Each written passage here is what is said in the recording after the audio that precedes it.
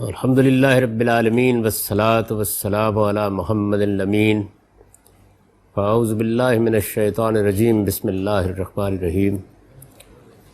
خواتین و حضرات، یہ سورہ بقرہ کی آیت 204 ہے جس سے ہم درس کی ابتدا کر رہے ہیں۔ اس سے پہلے حج کا مضمون زیر بحث رہا۔ اس مضمون کے زیر بحث آنے کی وجہ یہ ہوئی کہ جب اللہ تعالیٰ نے حج کے بارے میں احکام دیے تو اس کے ساتھ ہی یہ مسئلہ پیدا ہو گیا کہ اب اگر قریش راستہ روکتے ہیں اور حج کے لیے مسلمانوں کو نہیں جانے دیتے تو انہیں کیا کرنا چاہیے۔ اس کے جواب میں یہ فرمایا کہ اب تمہیں جنگ کرنے کی اجازت دی جا رہی ہے، یہ لوگ اگر لڑنے پر آمادہ ہیں تو تم بھی ان کے ساتھ لڑ سکتے ہو۔ اس کے لیے حرام مہینوں کی حرمت کا معاملہ ایک پیچیدہ صورت اختیار کر سکتا ہے، لہٰذا اس کے بارے میں ہدایت یہ ہے کہ تم اپنی طرف سے پہل کر کے کسی حرمت کو نہیں توڑو گے، لیکن اگر یہ اس کی پرواہ نہیں کرتے تو پھر حرام مہینوں میں بھی جنگ کی جائے گی۔ حج کی عبادت میں حائل اس رکاوٹ کو دور کرنے کے لیے جب جہاد کا حکم دیا اور پھر کچھ تفصیلات بیان کر دیں تو اب یہ مسئلہ سامنے آ گیا کہ اس وقت مسلمانوں کی جماعت کی کیا صورتحال ہے۔ یعنی جن لوگوں کو یہ حکم دیا جا رہا ہے ان میں ظاہر ہے کہ سیدنا ابوبکر صدیق اور سیدنا عمر جیسے جلیل القدر صحابہ بھی ہیں، مہاجرین بھی ہیں، انصار میں سے بھی وہ لوگ ہیں کہ جو بڑی غیر معمولی قربانیاں دے چکے ہیں، لیکن کیا سب کا یہی عالم ہے؟ یہ بات بالکل واضح تھی کہ اس وقت تک مسلمانوں کی اس جماعت میں کچھ لوگ منافقت کے ساتھ بھی شامل ہو رہے تھے، اور یہود کا بھی ایک خاص رویہ تھا جو اس سورہ کے شروع ہی میں زیر بحث آ گیا ہے۔ یعنی ان میں سے ایک گروہ تو صاف صاف انکار کر رہا تھا، لیکن دوسرا گروہ کچھ مصالحت کی تجویزیں پیش کر رہا تھا۔ یہ لوگ بالخصوص یہاں اب زیر بحث آ رہے ہیں، تو گویا بات یہاں سے اب پھر اصل مضمون کی طرف لوٹ رہی ہے کہ یہ عبادت ہے، یعنی حج جس کا پہلے ذکر ہو چکا، جس کی راہ روکنے والوں سے تم کو لڑنا ہے۔ یعنی اب جو مسئلہ درپیش ہے وہ یہ ہے کہ اللہ کی ایک عظیم عبادت ہے، اللہ کا گھر ہے، تمہیں جانے کا حق ہے، تم اس عبادت کے لیے جانا چاہتے ہو، تمہارے پیش نظر کوئی اس وقت جنگ و جدال نہیں ہے،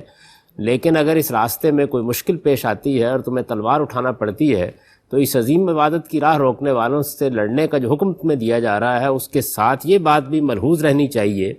کہ تمہارے اندر کچھ ایسے لوگ ہیں جن کی باتیں تو اس دنیا کی زندگی میں تمہیں بھلی معلوم ہوتی ہیں اور وہ اپنے دل کے ارادوں پر اللہ کو گواہ بھی بناتے ہیں، لیکن ہیں وہ بدترین دشمن۔ یعنی یوں سمجھ لیجئے کہ اب جب جہاد کا حکم دیا گیا ہے تو اس کے ساتھ ہی مسلمانوں کی جماعت کی تطہیر اور اس کے تزکیے کا مضمون شروع ہو گیا ہے کہ اب اس بڑے مارکے میں اترنے سے پہلے یہ جائزہ لے لینا چاہیے کہ خود مسلمانوں کا حال کیا ہے۔ تو ارشاد فرمایا ہے کہ وَمِنَ النَّاسِ مَن يُعْجِبُكَ قَوْلُهُ فِي الْحَيَاةِ الدُّنْيَا وَيُشْهِدُ اللَّهَ عَلَىٰ مَا فِي قَلْبِهِ وَهُوَ أَلَدُّ الْخِصَامِ۔ یعنی اگرچہ کہنے کو تو سب مسلمان ہیں اور مسلمان کی حیثیت سے رسول اللہ صلی اللہ علیہ وسلم کے ساتھ شریک ہیں اور مدینے میں رہ رہے ہیں، لیکن ایسا نہیں کہ سب یکساں سطح پر کھڑے ہیں۔ انہی لوگوں میں سے ایسے بھی ہیں کہ جن کا معاملہ یہ ہے کہ اگر تم ان کی باتیں سنو تو معلوم ہوگا کہ دین کے بڑے وفادار ہیں اور آگے بڑھ کر اپنی خدمات پیش کر رہے ہیں۔ یہ باتیں آدمی کو بہت متاثر کرتی ہیں، اور بعض اوقات جب ان کو شبہ ہوتا ہے کہ ان کے بارے میں لوگ کچھ متردد ہیں تو وہ قسم کھا کر یقین دلانے کے لیے تیار ہوتے ہیں کہ ہم تو بالکل تمہارے ساتھ ہیں۔ ظاہر بات ہے کہ جب آدمی منافقت کی زندگی بسر کر رہا ہوتا ہے تو اس کے اپنے اندر ایک نفسیاتی کمزوری ہوتی ہے، چنانچہ وہ بار بار قسمیں کھا کر بھی یہ کوشش کرتا ہے کہ یہ یقین دلائے کہ میرا معاملہ بالکل صاف ہے۔ تو اس کی طرف اشارہ فرمایا کہ تمہارے اندر سے کچھ ایسے لوگ بھی ہیں کہ ان کی باتیں دنیا کی زندگی میں تمہیں بہت بھلی معلوم ہوتی ہیں، وَيُشْهِدُ اللَّهَ عَلَىٰ مَا فِي قَلْبِهِ، اور وہ اپنے دل کی حالت پر گواہ پیش کرتے ہیں اللہ تعالیٰ کو، یعنی قسم کھا کھا کر یہ کہتے ہیں کہ خدا اس بات کی گواہی دے گا کہ ہم بالکل سچے ہیں، وہ هُوَ أَلَدُّ الْخِصَامِ۔ فرمایا لیکن اللہ سے بڑھ کر اس بات سے کون واقف ہے کہ یہ بدترین دشمن ہے۔ تمہارے سامنے آتے ہیں تو یہی کرتے ہیں، اپنی وفاداریوں کا یقین دلاتے ہیں، یہ بتانے کی کوشش کرتے ہیں کہ ہم تو اللہ کے رسول پر اور اللہ پر سچا ایمان لائے ہیں، اور یہ کوشش کرتے ہیں کہ جو تجویزیں ہم پیش کر رہے ہیں ان کے بارے میں بھی لوگ یہ باور کر لیں کہ وہ خیر خواہی پر مبنی ہے، لیکن ان کا عمومی رویہ کیا ہے؟ وَإِذَا تَوَلَّىٰ سَعَىٰ فِي الْأَرْضِ لِيُفْسِدَ فِيهَا وَيُهْلِكَ الْحَرْثَ وَالنَّسْلَ۔ جب وہاں سے ہٹتے ہیں تو پھر ان کی ساری تغودو اسی لیے ہوتی ہے کہ فساد پیدا ہو جائے۔ یعنی وہ مسلمانوں کے درمیان، قریش کے درمیان، یہاں کے لوگوں کے درمیان جنگ کی آگ بھڑکا دینا چاہتے ہیں۔ ایسا نہیں ہے کہ وہ بظاہر اپنے آپ کو مصلحین کہنے والے حقیقت میں اصلاح کے داعی ہیں، وہ جو معاملہ کر رہے ہیں اس معاملے کا نتیجہ بھی ان کو معلوم ہے۔ اللہ نے چونکہ یہ فیصلہ کر رکھا ہے کہ وہ اس موقع پر حق و باطل میں امتیاز قائم کرے گا، اس کو واضح کر دے گا، اللہ کا عذاب آئے گا ان لوگوں کے اوپر جو اس وقت پیغمبر کی اطاعت سے انحراف کرنے والے ہیں، یہ معاملہ ہونا ہے۔ اس بات سے وہ بھی بہت اچھی طرح واقف ہیں، اور جو رویہ اختیار کر رہے ہیں اس کا نتیجہ یہ نکلے گا کہ بجائے اس کے کہ لوگ یکسو ہو کر دین کی طرف آئیں اور اللہ تعالیٰ ان پر اپنا کرم فرمائے اور اس سرزمین میں کوئی جنگ کی آگ نہ بھڑکے، لیکن اگر یہی ان کا رویہ رہا تو پھر جنگ کی آگ بھڑکے گی، فساد پیدا ہوگا، لیفسد فیہا ویہلک الحرث والنسل، اور اس سے کھیتیاں تباہ ہوں گی، نسلیں تباہ ہوں گی۔ یہ معاملات کو اس طرف دھکیل رہے ہیں، یہ گویا نتیجے کو بیان کر دیا ہے کہ جو کچھ یہ کر رہے ہیں اس کا پھر یہ نتیجہ نکلے گا۔ یہ تو خیال کر رہے ہیں کہ یہ مصلحت کی تجویز لے کے آئے ہیں، بالکل یہی بات ہے جو سورہ بقرہ کی تمہید میں کہی گئی تھی، جہاں یہ بیان ہوا ہے کہ یہ کہتے ہیں کہ انما نحن مصلحون، ہم تو اصلاح کرنے والے ہیں۔ اس کے جواب میں اللہ تعالیٰ نے فرمایا تھا کہ الا انہم هم المفسدون، یعنی حقیقت یہ ہے کہ یہ فساد کرنے والے ہیں۔ اس کی وجہ یہ ہے کہ جو یہ تجویز پیش کر رہے ہیں اس کو اللہ تو اس وقت قبول نہیں کرے گا، معاملہ اس نے واضح کرنا ہے، اتمام حجت ہو چکا ہے، اللہ کے پیغمبر کی طرف سے بات واضح کر دی گئی ہے، اللہ تعالیٰ یہاں حق و باطل کی کشمکش پیدا کر دیں گے۔ راستے دو ہیں، ایک راستہ یہ ہے کہ جو لوگ حق کا ساتھ دینا چاہتے ہیں وہ بالکل واضح طور پر حق کے ساتھ آ کر کھڑے ہو جائیں، اس کا یہ نتیجہ نکلے گا کہ باقی لوگوں کا تذبذب بھی دور ہوگا، اور ان میں سے اگر کسی کو مرنا ہے تو وہ سوچ سمجھ کر مرے گا، اور جینا ہے تو سوچ سمجھ کر جیے گا۔ لیکن یہ درمیان کی صورت جو انہوں نے اختیار کی ہے، اس کا نتیجہ یہ نکلے گا کہ ان کو بھی شے ملے گی جو اس وقت دوسری طرف کھڑے ہیں، اور پھر جنگ و جدال کا بازار گرم ہوگا، اور ایک کے بعد دوسرا مارکا ہوتا چلا جائے گا، اور امن کی جو صورتحال ہو سکتی تھی وہ ختم ہو جائے گی۔ ان کے اس اقدام کے نتیجے میں نسلیں بھی تباہ ہوں گی اور کھیتیاں بھی تباہ ہوں گی۔ یہ قرآن مجید نے اس کا نتیجہ بیان کیا۔ پھر فرمایا واللہ لا یحب الفساد، یعنی اللہ فساد کو کبھی پسند نہیں کرتا۔ اللہ کے پیش نظر تو یہی ہے کہ معاملہ یہاں تک نہ پہنچے، مرنے مارنے کی نوبت نہ آئے، یہ معاملہ اسی جگہ پر رہ جائے جہاں مکالمے سے، بات سے، دعوت سے، تبلیغ سے ایک صحیح نتیجہ نکل آیا کرتا ہے۔ یہ رویہ اسی وقت درست ہو سکتا تھا جبکہ ان لوگوں کو اس بات کا شعور ہوتا کہ ان کے اس عمل کے نتیجے میں واقعی کوئی اصلاح ہو سکتی ہے، لیکن یہ بھی جانتے ہیں، اللہ نے بھی ان کو بتا دیا ہے کہ فساد کے سوا اس کا کوئی نتیجہ نہیں نکل سکتا۔ وَإِذَا قِيلَ لَهُمُ اتَّقِ اللَّهَ، فرمایا کہ جب ان سے کہا جاتا ہے کہ اللہ سے ڈرو، یعنی صورتحال یہ ہے کہ چونکہ اندر سے صاف نہیں ہے، جب ان کے اس معاملے پر مطلع ہو کر اللہ کا پیغمبر یا مسلمان ان کو متوجہ کرتے ہیں اور یہ کہتے ہیں کہ تمہارا یہ رویہ صحیح رویہ نہیں ہے، تم اللہ کے ساتھ غلط راستہ اختیار کر رہے ہو، اللہ سے ڈرو۔ اخذت العزت بالاسم، تو فرمایا کہ اس موقع کے اوپر گناہ پر آمادگی کے ساتھ ان کا غرور دامن گیر ہو جاتا ہے، یعنی غلطی پر بھی اصرار ہوتا ہے اور اس کے ساتھ یہ تنقید سننے کے لیے بھی تیار نہیں ہوتے۔ اس وقت صورتحال یہ ہوتی ہے کہ ایک گھمنڈ کی کیفیت ہے جس میں یہ مبتلا ہو جاتے ہیں، اور پھر یہ محسوس کرتے ہیں کہ انہوں نے اگر اپنی غلطی مان لی تو یہ گویا ان کی عزت کے خلاف ہوگا۔ یہ انسان کی بڑی کمزوریوں میں سے ہے، یعنی وہ بعض اوقات اپنی اس برتری اور تفوق کی جبلت کی تسکین کے لیے حق کے سامنے سرنگو ہونے کے لیے تیار نہیں ہوتا، صحیح بات کے مقابلے میں بھی اکڑ جاتا ہے۔ یہ جو انسان کی کمزوری ہے یہ عام حالات میں بھی نمودار ہوتی رہتی ہے۔ چھوٹے چھوٹے معاملات میں ہم دیکھتے ہیں کہ لوگ آپس میں بات کرتے ہیں، ان کے درمیان کوئی کاروباری مسئلہ ہو جاتا ہے، کوئی اس طرح کا تنظیمی اختلاف ہو جاتا ہے، تو یہ چیز آڑے آ جاتی ہے۔ اگر ایک آدمی واقعی سچی جگہ پر کھڑا ہو اور وہ اصلاح کرنا چاہتا ہو معاملات کی، تو وہ 10 دروازوں پر دستک دیتا ہے تاکہ راستہ نکلے کہ اصلاح کی کوئی شکل بنائے، اپنی غلطی کو ماننے کے لیے تیار ہوتا ہے، اپنی کوتاہی کی اصلاح کرنے کے لیے تیار ہوتا ہے۔ پھر اس کا دامن کسی موقع پر بھی پکڑ کر اسے کہا جا سکتا ہے کہ تم اپنی بات کہو اور میری بات سنو، لیکن یہ چیز بعض اوقات انسان کے لیے ممکن نہیں ہوتی کہ اس کو اختیار کرے۔ جب اس کے اوپر یہ چیز پیدا ہو جاتی ہے جس کو قرآن نے یہاں اخذت العزت بالاسم، یعنی ایک غلطی کی ہوتی ہے، اس کے بعد انانیت کا ایک غرور ہوتا ہے جس میں آدمی مبتلا ہوتا ہے، اور یہ چیز پھر اس کو آمادہ نہیں ہونے دیتی اس کے لیے کہ وہ کسی چیز کو سنے، سمجھے، غور کرے، دو آدمیوں کے اندر بیٹھ کر بات کرنے کے لیے تیار ہو جائے، اپنی اصلاح کرنے کے لیے تیار ہو جائے۔ کاروباری معاملہ ہے تب، ذاتی معاملہ ہے تب، معاشرتی معاملہ ہے تب، روز اس طرح کے حالات پیش آتے رہتے ہیں۔ آپ دیکھیے کہ گھروں کے اندر میاں بیوی میں جھگڑے ہو جاتے ہیں، تنظیموں اور جماعتوں میں جھگڑے ہو جاتے ہیں، ریاست کی سطح پر جھگڑے ہو جاتے ہیں، سیاست کی سطح پر جھگڑے ہو جاتے ہیں۔ آپ ان کے اندر اتر کر دیکھیں تو آپ کو معلوم ہوگا کہ دو ہی بنیادی وجوہ ہوتی ہیں، یا مفادات کی جنگ ہوتی ہے، لوگ اس کو چھوڑنے کے لیے تیار نہیں ہوتے، اور یا یہی صورتحال ہوتی ہے کہ آدمی نے اپنے آپ کو ایک ایسی حالت میں ڈال دیا ہوتا ہے جس میں وہ خیال کرتا ہے کہ اگر میں نے غلطی مان لی تو یہ میرے وقار کے خلاف ہوگا، میری عزت کے خلاف ہوگا، اور اس کا نتیجہ یہ نکلتا ہے کہ پھر وہ ایک غلطی کے بعد دوسری غلطی کے بعد تیسری غلطی کرتا چلا جاتا ہے۔ انسان کی اخلاقیات میں اس بات کا جن لوگوں نے بھی مطالعہ کیا وہ اس نتیجے پر پہنچے ہیں کہ پہلے مرحلے پر 2 حرفوں میں معذرت کا ایک جملہ جب آپ کہہ دیتے ہیں تو اصل میں بڑے فساد کو ٹال دیتے ہیں، لیکن اس کا حوصلہ انسان نہیں کرتا، اور وہ یہ خیال کرتا ہے کہ میں بڑی جگہ پر کھڑا ہوں۔ بعض اوقات شوہر انتہائی غلط جگہ پر کھڑا ہوتا ہے لیکن غلطی ماننے کے لیے تیار، بیوی انتہائی غلط جگہ پر کھڑی ہوتی ہے، غلطی ماننے کے لیے تیار نہیں ہوتی، بچوں میں، اولاد میں، رشتہ داروں میں، اعزہ میں، سب میں یہ معاملات پیش آتے ہیں، سیاسی معاملات میں ملکوں اور قوموں کی تباہی کے فیصلے ہو جاتے ہیں لیکن کسی آدمی کی انانیت اس کو غلطی ماننے کے لیے تیار نہیں کرتی۔ یہ جو بڑا حادثہ ہے اس کی طرف قرآن مجید نے یہاں توجہ دلائی کہ ایک طرف ایک غلط رویہ انہوں نے اختیار کر رکھا ہوا ہے اور اللہ کے پیغمبر کے ہوتے ہوئے اختیار کر رکھا ہوا ہے، دوسری جانب صورتحال یہ ہے کہ جب ان کو ان کے نتائج پر مطلع کیا جاتا ہے، یہ بتایا جاتا ہے کہ آپ جو کچھ کر رہے ہیں اس سے فساد پیدا ہوگا، اس سے جنگ کے شعلے بھڑکیں گے، اس سے امن تباہ ہوگا، اس سے نسلیں خراب ہوں گی، اس سے کھیتیاں تباہ ہوں گی، آپ کو احساس نہیں اس بات کا کہ حق و باطل کی اس کشمکش میں آپ کا دوسری جانب کھڑے ہو جانا اور کوئی فیصلہ نہ ہونے دینا یہ کتنے غلط نتائج تک پہنچے گا، تو آپ خدا کا خوف کریں اور اپنے رویے کی اصلاح کریں۔ تو اس کے جواب میں بجائے اس کے کہ خدا کا خوف کریں، رویے کی اصلاح کریں، بات سننے کے لیے تیار ہو جائیں، اپنی بات پر غور کرنے کے لیے تیار ہو جائیں، اخذت العزت بالاسم، یعنی ایک گناہ پر اصرار ہوتا ہے، اس کے ساتھ گھمنڈ، فخر اور غرور کی نفسیات احاطہ کر لیتی ہے، اور پھر اس کے بعد وہ غرور ایسا دامن گیر ہوتا ہے کہ کسی صحیح بات کو قبول کرنے دینے کے لیے تیار نہیں ہوتا۔ فرمایا فحسبہ جہنم، یعنی اگر یہی صورتحال ہے تو پھر اس کا نتیجہ بھی سن لیں، اور وہ یہ ہے کہ ان کے لیے پھر جہنم کافی ہے۔ یعنی اگر اصلاح پیغمبر کے ہوتے ہوئے بھی نہیں ہو رہی اور یہ اسی مقام پر کھڑے ہیں تو ان کو معلوم ہونا چاہیے کہ پیغمبروں کے اتمام حجت کے بعد اور اس درجے میں بات واضح ہو جانے کے بعد پھر اللہ کا فیصلہ ہوا کرتا ہے، اور ان کے لیے پھر جہنم کافی ہے۔ اور فرمایا وَلَبِئْسَ الْمِہَادُ، وہ بڑا ہی برا ٹھکانہ ہے۔ وَمِنَ النَّاسِ مَن يَشْرِي نَفْسَهُ ابْتِغَاءَ مَرْضَاتِ اللَّهِ وَاللَّهُ رَءُوفٌ بِالْعِبَادِ،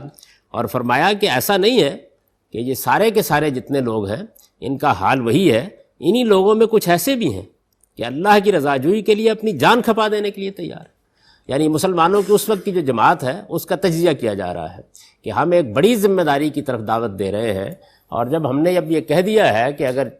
حج کا راستہ روکا جاتا ہے تو جہاد ہوگا، جنگ ہوگی،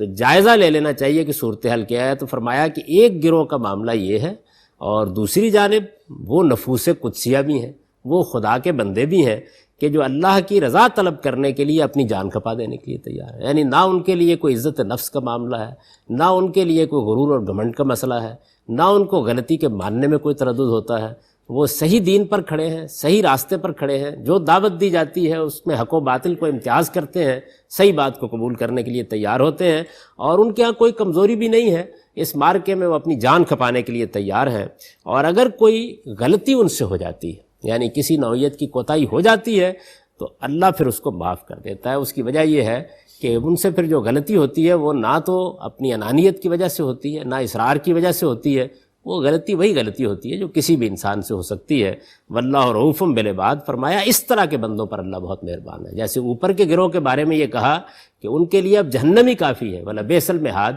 اسی طرح فرمایا کہ یہ جو نیک نیت لوگ ہیں اور جو اپنی جان دینے کے لیے تیار کھڑے ہوئے ہیں اور اللہ کے پیغمبر کی اطاعت کرنے کے لیے بالکل آمادہ ہیں اور کسی غرور اور کسی گھمنڈ میں مبتلا نہیں ہیں، غلطیاں ان سے بھی ہوتی ہیں،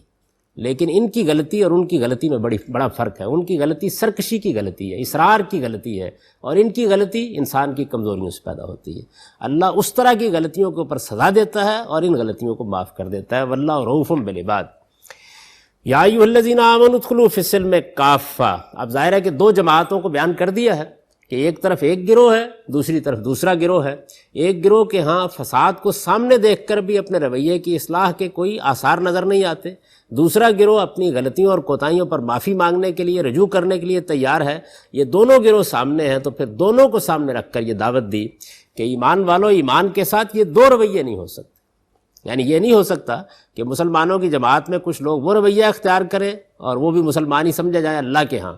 اور کچھ لوگ اس طریقے سے جانثار ہوں اور وہ بھی اسی جگہ پر کھڑے ہوں، تو یہ نہیں ہو سکتا۔ اس لیے فرمایا کہ تم سب ایک ہی طریقے سے اللہ کی اطاعت میں داخل ہو جاؤ۔ اگر ایمان لائے ہو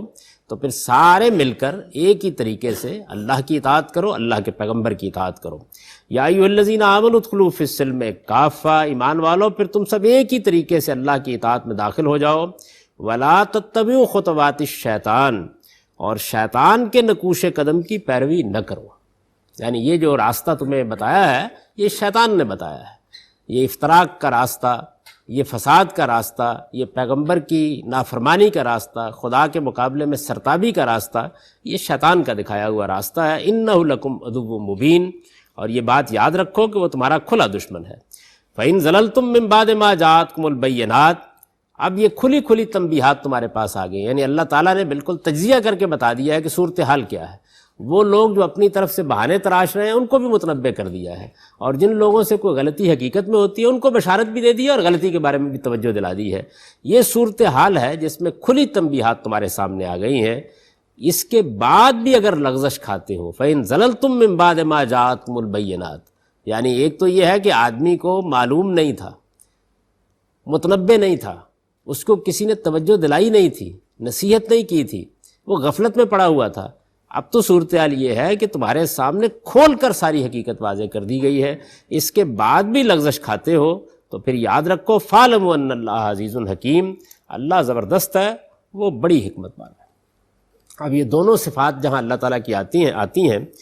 تو ان میں ظاہر ہے کہ چند باتوں کی طرف اشارہ کرنا مقصود ہوتا ہے۔ ایک تو یہ ہوتا ہے کہ خدا کوئی کمزور اور ناتواں ہستی نہیں ہے۔ تم اگر معاملہ اللہ تعالیٰ کے ساتھ کر رہے ہو تو یہ سمجھ لو کہ وہ غالب بھی ہے، وہ توانا بھی ہے۔ اس کی تنبیہات کے باوجود اگر شیطان کی پیروی کرو گے تو پھر وہ عذاب میں پکڑ لے گا۔ یعنی یہ نہیں ہے کہ اللہ تعالیٰ تمہارے مقابلے میں کوئی کمزوری دکھائیں گے۔ شیطان کے پیرووں کے لیے جو عذاب اس نے مقدر کر رکھا ہے اس کی خبر اس نے پہلے سے دے دی ہے، اور یہ بات سمجھ لو کہ تنبیہ کرنے کے بعد پھر وہ پکڑے گا تو اس کی طرح کوئی دوسرا پکڑ نہیں سکتا۔ اسی طرح یہ بات بھی واضح کر دی ہے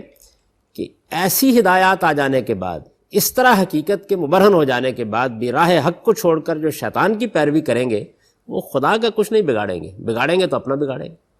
یعنی اللہ تعالیٰ تو زبردست ہے، توانا ہے، اس کی قوت کا کوئی مقابلہ نہیں کر سکتا۔ تو یہ بات سمجھ لو کہ خدا عزیز ہے، وہ ہر نفع و نقصان سے بالاتر ہے۔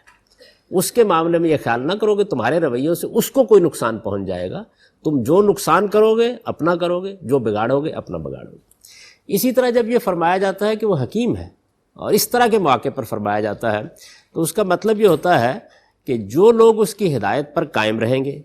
جو لوگ اس کی ہدایت سے منحرف ہو جائیں گے، یہ کیسے ہو سکتا ہے کہ انجام کے لحاظ سے وہ ان کو برابر کر دے؟ اگر وہ ان کو برابر رکھے، ان میں امتیاز نہ کرے، دونوں کو ایک ہی لاٹھی سے ہانک دے، تو اس کا نتیجہ تو یہ نکلا کہ وہ کوئی حکیم نہیں ہے، پھر وہ کھلنڈ رہا ہے، اور اس کی یہ دنیا کسی حکیم کی بنائی ہوئی دنیا نہیں ہے، کسی صاحب حکمت ہستی کی بنائی ہوئی دنیا نہیں ہے، بلکہ کوئی تماشا گاہ ہے جس کے اندر مختلف کردار آتے ہیں، چلے جاتے ہیں، اور جو چاہتے ہیں کر گزرتے ہیں۔ وہ اگر گرفت نہیں کرتا، وہ اگر نتیجہ نہیں نکالتا، وہ اگر لوگوں کے اعمال کے لحاظ سے ان کی تفریق نہیں کرتا، وہ اگر نیکوں اور بدوں میں امتیاز نہیں کرتا، اور اس نے دنیا کو اسی طرح چھوڑ رکھا ہوا ہے، تو اس کا مطلب تو یہ ہے کہ پھر وہ کوئی حکیم ہستی نہیں ہے۔ اسی طرح یہ بتانا بھی مقصود ہوتا ہے کہ بدی اور نیکی کے نتائج میں بعض اوقات آدمی پر مایوسی طاری ہو جاتی ہے، کیونکہ اس میں دیر سویر ہوتی ہے، وہ اس کی حکمت کے مطابق ہوتی ہے۔ یعنی اللہ تعالیٰ ڈھیل بھی دیتے ہیں، بعض اوقات معلوم ہوتا ہے کہ بدی بہت پنپ رہی ہے، اس کے لیے بڑے اچھے حالات پیدا ہو گئے ہیں، ایسی اس کو مہلت ملی ہوئی ہوتی ہے کہ یہ لگ رہا ہوتا ہے کہ اس کے مقابلے میں نیکی کی قدر و قیمت ہی اللہ کی نگاہ میں نہیں ہے، لیکن یہ خدا کی حکمت اور کچھ دوسرے نتائج نکالنے کے لیے ہوتا ہے۔ تو اس وجہ سے اللہ تعالیٰ کو کمزور بھی نہ سمجھو، اور یہ بھی جان لو کہ وہ بڑی صاحب حکمت ہستی ہے، جب وہ معاملہ کرے گا تو پھر آخری درجے میں کر دے گا۔ اگر آج وہ ڈھیل دے رہا ہے تو اس لیے دے رہا ہے کہ اس کے قانون اور اس کی حکمت کے مطابق اس وقت ڈھیل ہی بہتر ہے۔ اس سے بھی کچھ نتائج نکالنا پیش نظر ہوتے ہیں، جب وہ نکلتے ہیں تو پھر واضح ہو جاتا ہے کہ اللہ نے کیوں ڈھیل دی اور معاملے کو کیوں مؤخر کیا۔ هل ينظرون الا ان ياتيهم الله في ظلل من الغمام والملائكه وقضي الامر والى الله ترجع الامور۔ فرمایا اس درجے میں ہم نے حجت تمام کر دی، بات اس درجے میں واضح کر دی، اس کے باوجود کیا یہ اسی کے منتظر ہیں کہ اللہ اور اس کے فرشتے بدلیوں کے سائے میں نمودار ہو جائیں اور معاملے کا فیصلہ کر دیا جائے؟ یعنی بات واضح کرنے، توجہ دلانے میں تو کوئی کسر نہیں رہ گئی، اب ایک چیز باقی رہ گئی، اور کیا یہ اسی کا انتظار کر رہے ہیں؟ یہ ظاہر بات ہے کہ تنبیہ اور تحدید کا موقع ہے، جس میں یہ بتایا گیا ہے کہ اچھا اگر تم قرآن سے نہیں سمجھتے، پیغمبر سے نہیں سمجھتے، توجہ دلانے سے نہیں سمجھتے، تو پھر کیا اس وقت کا انتظار کر رہے ہو کہ خدا اور فرشتے سامنے آ جائیں، پردہ اٹھا دیا جائے، معاملے کا فیصلہ کر دیا جائے؟ اللہ تعالیٰ کا شکر کرو کہ اس وقت مہلت ملی ہوئی ہے، یہ پردہ نہیں اٹھا ہوا ہے، اس لیے کہ اس امتحان کی مدت میں جب تک اللہ تعالیٰ پردہ نہیں اٹھا دیتے اور فیصلے کا وقت نہیں آ جاتا، اس وقت تک تمہارے لیے اس بات کا موقع ہے کہ تم رجوع کر لو، اس بات کا موقع ہے کہ توبہ کر لو، اس بات کا موقع ہے کہ اپنے رویے کی اصلاح کر لو۔ جب وہ معاملہ ہو جائے گا تو پھر تو سب کچھ ختم ہو جائے گا۔ تو اللہ کا یہ طریقہ نہیں ہے کہ جیسے ہی لوگ نافرمانی کریں وہ اس فیصلے کے ساتھ نمودار ہو جائے، وَإِلَى اللَّهِ تُرْجَعُ الْأُمُورُ، کہ اس طرح کے معاملات اللہ ہی کے حوالے ہیں، یعنی اللہ تعالیٰ ان کا فیصلہ اپنے قانون کے مطابق، اپنے طریقے کے مطابق، اپنی حکمت کے مطابق وقت پر کرے گا۔ جب اس نے پردہ اٹھانا ہے اسی وقت اٹھائے گا، جب اس نے فرشتوں کے پرے میں نمودار ہونا ہے اسی وقت نمودار ہوگا، جب فیصلے کا دن آنا ہے اسی وقت آئے گا۔ اس نے اس کے لیے جو وقت مقرر کر رکھا ہوا ہے اسی کے اختیار میں ہے، تمہیں مہلت ہے، اس کے لیے جلدی نہ مچاؤ۔ سل بنی اسرائیل کم آتینہم من آیۃ بینہ ومن یبدل نعمت اللہ من بعد ما جاءتہ فإن اللہ شدید العقاب۔ تو یہ لوگ چونکہ زیادہ تر بنی اسرائیل میں سے تھے، یہود میں سے تھے، تو فرمایا اپنے بھائیوں سے پوچھ لو، ان کی پوری تاریخ تمہارے سامنے ہے، اگر کوئی شبہ ہے تو ان سے معلوم کر لو کہ اللہ تعالیٰ نے کتنی واضح نشانیاں ان کو دیں، یعنی پیغمبر ان کے اندر موجود رہے، قدم قدم پر ان کے سامنے اللہ کی نشانیاں نمودار ہوئیں۔ تم اس کا انتظار کر رہے ہو نا کہ پردہ اٹھا دیا جائے، اس کا انتظار کر رہے ہو نا کہ خدا آ جائے، تو ان کے سامنے تو کئی پہلوؤں سے یہ سب کچھ ہو چکا، لیکن اس سے کیا فائدہ ہوا؟ یعنی کیا اس کے نتیجے میں یہ سنبھل گئے؟ ان کے اوپر طور کو جھنجھوڑ دیا گیا، ان کے سامنے اللہ تعالیٰ نے دریا کو پھاڑ دیا، ان کے سامنے اللہ تعالیٰ نے چشمے بہا دیے، ان پر من و سلوہ نازل ہوا، کیا کیا نشانیاں ہیں جس میں اللہ تعالیٰ کی ذات و صفات کا غیر معمولی ظہور ہوا، اور انہوں نے دیکھا۔ تو ان سے پوچھ لو، ان کی تاریخ ان کے سامنے ہے، تم بھی اسی کا انتظار کر رہے ہو، اس سے کیا فائدہ ہوا؟ اور فرمایا کہ حقیقت کیا ہے؟ حقیقت یہ ہے کہ جو لوگ اللہ کی ہدایت جیسی اس نعمت کو پا لینے کے بعد اس کو گمراہی سے بدلتے ہیں، یعنی خدا کی ہدایت پیغمبروں کے ذریعے سے ملی، کتابوں کے ذریعے سے ملی، اس کے بعد بھی انہوں نے گمراہی اختیار کر لی، تو یہ بات سمجھ لو کہ پھر اللہ تعالیٰ کی وہ گرفت سے بچ نہیں سکتے، اس لیے کہ اللہ سخت مواخذہ کرنے والا ہے۔ اس سے یہ قانون معلوم ہوا کہ اللہ تعالیٰ کا معاملہ یہ نہیں ہے کہ وہ لوگوں کو توجہ دلائے بغیر، اتمام حجت کیے بغیر پکڑ لیتا ہے، وہ پہلے حق کو واضح کرتا ہے اس درجے میں جس درجے میں اس کو واضح ہونا چاہیے، پھر لوگوں کے سوالوں کے جواب دیتا ہے، اشکالات کو رفع کرتا ہے، پیغمبروں کے ذریعے سے حقیقت کو بالکل متعین کرتا ہے، پھر پکڑتا ہے، اور فرمایا کہ پھر سخت پکڑتا ہے۔ زُيِّنَ لِلَّذِينَ كَفَرُوا الْحَيَاةُ الدُّنْيَا وَيَسْخِرُونَ مِنَ الَّذِينَ آمَنُوا وَالَّذِينَ اتَّقَوْا فَوْقَهُمْ يَوْمَ الْقِيَامَةِ وَاللَّهُ يَرْزُقُ مَن يَشَاءُ بغیر حساب۔ تو فرمایا کہ دنیا کی زندگی ان منکروں کے لیے بڑی دل پسند بنا دی گئی ہے۔ یہ اب گویا باطن سے پردہ اٹھا دیا گیا ہے کہ سبب کیا ہے، اتنی بات واضح ہو جانے کے باوجود نہیں مانتے۔ وجہ یہ ہے کہ دنیا کی زندگی بڑی محبوب بنا دی گئی ہے۔ دنیا کی زندگی چونکہ امتحان کے لیے ہے تو اس میں اتنی کشش رکھ دی گئی ہے کہ پھر اس سے نہیں نکل پاتے۔ وَيَسْخِرُونَ مِنَ الَّذِينَ آمَنُوا، اور ایمان والے جب ایمان کے تقاضے پورے کرنے کے لیے زندگی بسر کرتے ہیں، مال میں نقصان اٹھاتے ہیں، جان میں نقصان اٹھاتے ہیں، جس طرح کی عزت دنیا میں یہ سمجھتے ہیں بعض اوقات ان کو حاصل نہیں ہوتی، تو یہ ان کا مذاق اڑاتے ہیں۔ ایمان والوں کا مذاق اڑاتے ہیں کہ تم نے دین کو اختیار کر کے اور پیغمبر کو اختیار کر کے پا کیا لیا ہے، ادھر ہمیں دیکھو کیسے دنیا کی نعمتیں ہم پر برس رہی ہیں۔ فرمایا کہ یہ دنیا کا معاملہ تو ایسا ہی ہے، اس میں ایسا ہو جاتا ہے، لیکن والذین اتقوا فوقہم یوم القیامہ، جن لوگوں نے تقوی اختیار کیا ہے قیامت میں یہ معاملہ نہیں ہوگا، وہ ان سے بہت برتر ہوں گے۔ اور یہ بات یہ یاد رکھیں کہ ایسے وہ عالی مقام ہوں گے کہ اس عالی مقامی کا یہ اندازہ نہیں کر سکتے، یہ ان کے لیے اللہ کا فضل ہے، اور اللہ جس کو چاہتا ہے اپنے فضل سے بے حساب عطا فرماتا ہے۔ واللہ یرزق من یشاء بغیر حساب۔ یہ گویا ان کو تنبیہ کر دی گئی ہے کہ دنیا کی زندگی پر ریجھ کر وہ پیغمبر کی اطاعت اور پیغمبر کی اتباع سے نکل کر جو رویہ اختیار کر رہے ہیں ان کے لیے کتنے خطرات کا باعث بن سکتا ہے، اور چونکہ ایک بڑا نازک معرکہ پیش آنے والا ہے تو بہت اچھی طرح ان کو متنبع کر دیا گیا ہے۔ اب ان آیات کا سادہ ترجمہ آپ سن لیجئے۔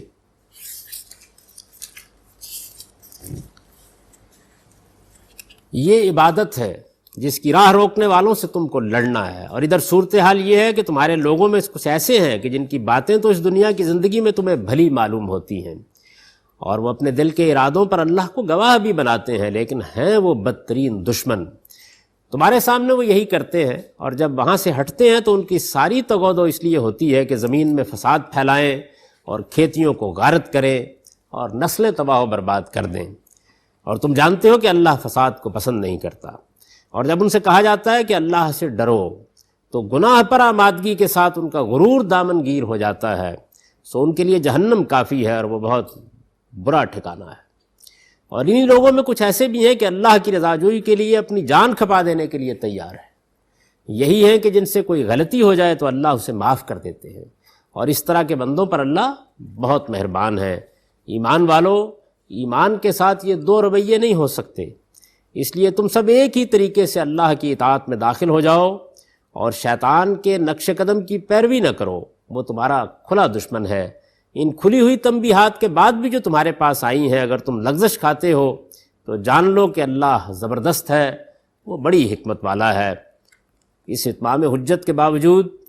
کیا یہ اسی کے منتظر ہیں کہ اللہ اور اس کے فرشتے بدلیوں کے سائے میں نمودار ہو جائیں اور معاملے کا فیصلہ کر دیا جائے؟ لیکن یہ اللہ کا طریقہ نہیں ہے، اور اس طرح کے معاملات تو اللہ ہی کے حوالے ہیں۔ بنی اسرائیل سے پوچھو، ہم نے ان کو کتنی واضح نشانیاں دیں مگر اس سے کیا فائدہ ہوا؟ اور حقیقت یہ ہے کہ جو لوگ اللہ کی ہدایت جیسی نعمت کو پا لینے کے بعد اس کو گمراہی سے بدلتے ہیں، وہ اللہ کی گرفت سے نہیں بچ سکتے، اس لیے کہ اللہ سخت مواخذہ کرنے والا ہے۔ دنیا کی زندگی ان منکروں کے لیے بڑی دل پسند بنا دی گئی ہے، اس کے انجام سے انہیں آگاہ کیا جائے تو نہیں سنتے، اور ایمان والوں کا مذاق اڑاتے ہیں۔ درا حال ہے کہ خدا سے ڈرنے والے قیامت کے دن ان کے مقابلے میں عالی مقام ہوں گے۔ یہ ان کے لیے اللہ کا فضل ہے، اور اللہ جس کو چاہے گا اپنا فضل بے حساب عطا فرمائے گا۔ اقول قولی ھذا واستغفر اللہ لی ولکم ولسائر المؤمنین۔